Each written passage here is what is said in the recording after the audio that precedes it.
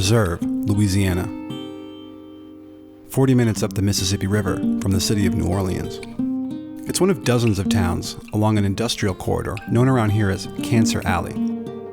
For decades, the region has been inundated with toxic pollution from chemical plants along the riverbank. But no place along this stretch, or indeed anywhere in America, is more at risk of cancer due to air pollution than here in Reserve. We're here to meet a community of residents who are fighting back.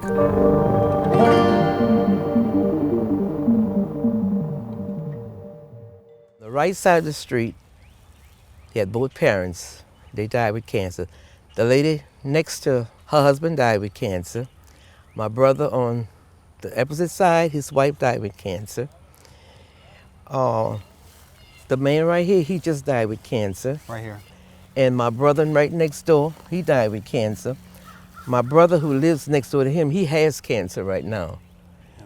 And they have a trailer next to that house. A lady out there died with cancer. So it's just my street, just the street here. And everybody here has respiratory sickness from the front to the back. And to have that many people in the same area dying, it has to be caused from something. And this is the closest thing that we have right there to plant. How much have you ever thought about leaving? Well, I'm gonna tell you, if I could afford to leave, I would have left a long time ago. But right now, I don't want to leave. I just want it to get better.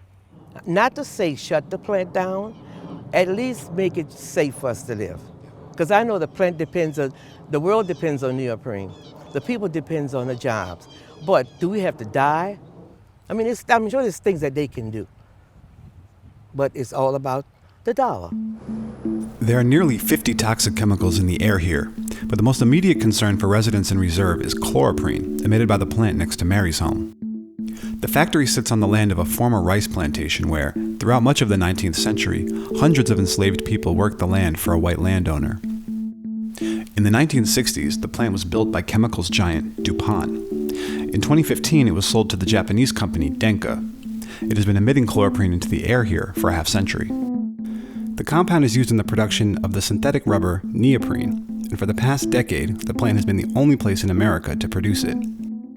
In 2015, the U.S. government's Environment Agency, the EPA, found that the plant presented the greatest risk of cancer to the surrounding community of any manufacturer in the U.S.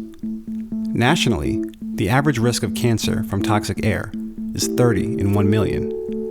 Here, it's 50 times that, or 1,505 in 1 million. My uncle was going to meet a girl at a club. I'm just standing there looking, and the girl walked in the door, and I said, man, dark skin and pretty hair. I said, that's my type of girl right there. And not knowing I was going to marry her.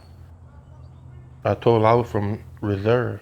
You know, she never wanted to make a home here because she feared of getting cancer. Make a long story short, probably 95, she ended up with cancer and she died in 2012. She knew she got it from being around here. She determined that. Louisiana's own Environment Department has the authority to regulate the plant, but instead it entered into a voluntary agreement with Denka to cut emissions in 2017. Significantly, that agreement does not enforce the EPA's suggested guideline that only 0.2 micrograms of chloroprene per cubic meter is safe to breathe. Despite falling in recent years, emissions from the plant are routinely over the EPA limit. Believe me, if we felt that there was an imminent threat, we would be taking the appropriate measures to deal with that threat. We're going to continue to gather data, and we're going to get through this, I think, together, and hopefully a resolution that everybody has a level of comfort that they're being protected.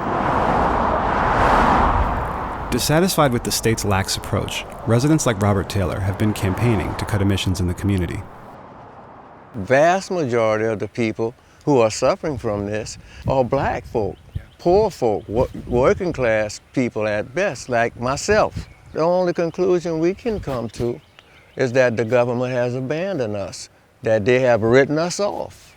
If we walked over to Denka and asked them about this, what they would probably say is, look, we spent $30 million on this thermal oxidizer. We're going to destroy 85 to 90% of the chloroprene coming out of our stacks.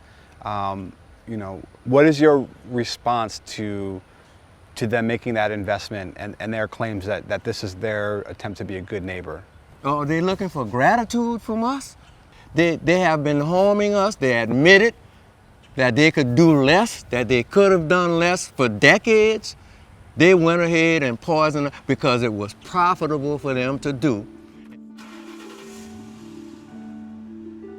It's insulting to people's intelligence to say that, well, look at the jobs we provide. Look what good we do for the economy. They don't do any good. They have ruined the economy for us. I worked all my life to build my home next door to my neighbor who did the same thing. And because of DuPont, our houses are valued at only 40% of what it normally would. How is that helping this community?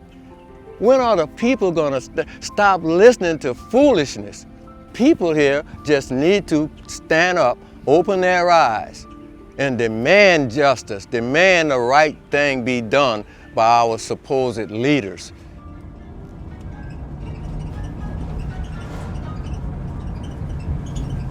Hello?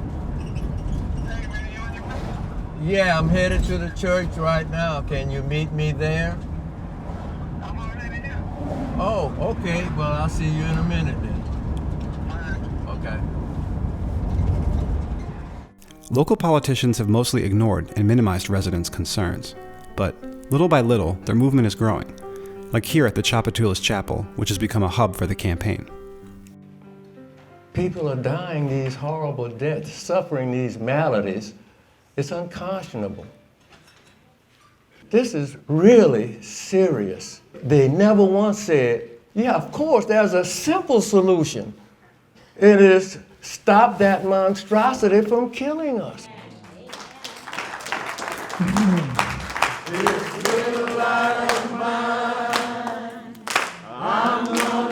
Over the next year, the Guardian will be covering stories from Reserve and other parts of Cancer Alley to hear from residents who feel like they've been forgotten and left behind.